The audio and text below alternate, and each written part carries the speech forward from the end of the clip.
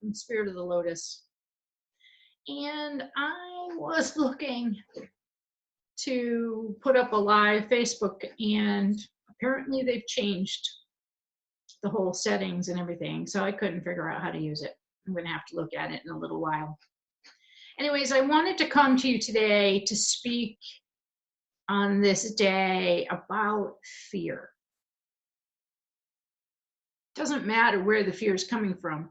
The fear of catching a virus, the fear of conspiracy theories, the fear of whether Tylenol or acetaminophen or aspirin is a problem, whether you can go hike on the Appalachian Trail or you trust or believe in what you're seeing on the media today, whether it's our president, whether it's a local state official. It doesn't matter what is putting you in a limbic state, what is affecting you and making you afraid. But becoming aware of just how much everything is affecting you is vitally important.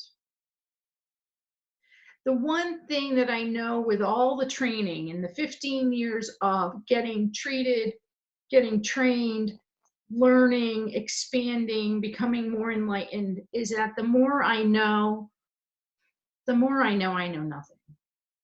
Like day to day, moment by moment, everything that we know changes. And if it doesn't, we're kind of missing out. Who knows what in reality is the truth? In my 60 years of life, I have lived in a media-filled state with most of my knowledge coming from a couple of arenas. School, whether it's remedial, whether it's through books, whether it's through college and classes and healing. It doesn't matter where you learn, but you put your faith in what you're learning and then you add to it experience and practice, right? It doesn't matter where you're learning because you put your attention to places that you're going to somehow have faith in and trust. So if you have faith in MSNBC and NBC and CNN, and you have faith in Facebook, and you have faith in certain classes and books and people that you trust, the medical arena, your local psychic, whoever you trust, you're putting your faith in, and that's good. But right now,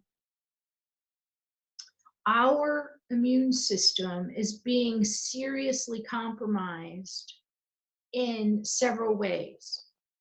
And the first most important way right now is fear. I get it. I've gone up and down, in and out of that rabbit hole. I've talked to friends, I've talked to clients, and it's easy to become afraid. We don't know if immunizations are good. We don't know if they're bad. We hear really, really good arguments on both sides of the aisle.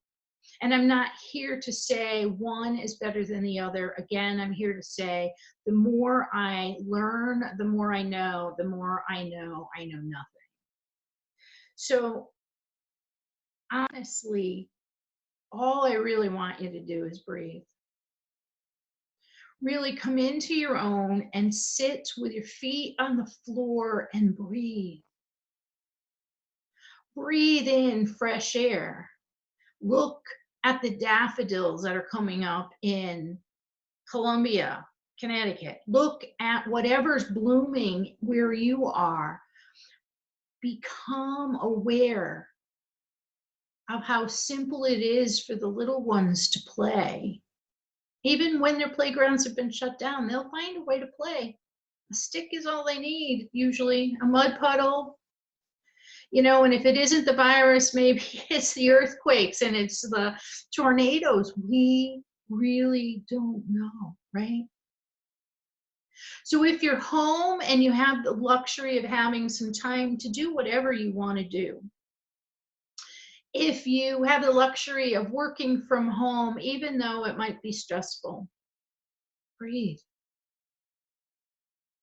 If you're home with your family and you haven't been home in a long time, if it's showing you parts and pieces of family members you haven't really gotten to know in a long time, please take advantage of that. Please get to know your family if you have this opportunity. If you're working, God love you. I have a dear friend who's out on the road. I have really, really dear friends that are trying to get in from all parts of the world because where they are isn't as comfortable as being here in the United States. I am seeing people's limbic systems, the part of the brain that really promotes fear, that really promotes the ability to flee in an emergency,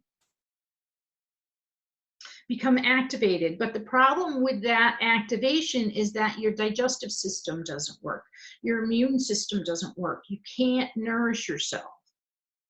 And even in the conversation of nourishment, are you eating really good food? Are you getting to know what's available in your community? Are you trying to decrease the processed sugar and find ways to get more greens and vegetables and fruit into your diet? I think there's a whole bunch of people surviving on toilet paper. Heaven forbid. But please take the time to breathe. Take the time to be grateful. Whether you're working because you have to and you know other people are not, I'm sorry. And if you're working and you still have a paycheck, be grateful that you have a paycheck because some people are home and they can't enjoy it because they're afraid of where their mortgage payment's going to be coming from. Everybody has something to be afraid of.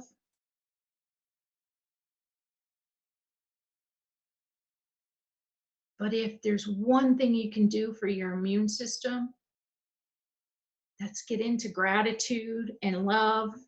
Find something that cheers you up and get out of fear. Have faith. As much as I have learned over the years, there's always a reason. I don't know what the reason is. I honestly don't know what the reason is, but there's always a reason.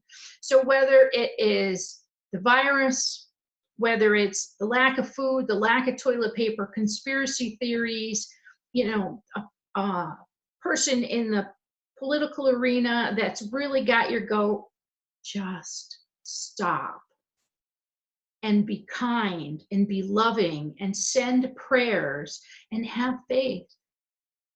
Your immune system will really appreciate it. I love you guys. Stay safe, stay happy, and listen to some really good music from somebody who loves to hug and hasn't had one in a month. I send you a big hug over this. I love you. Bye.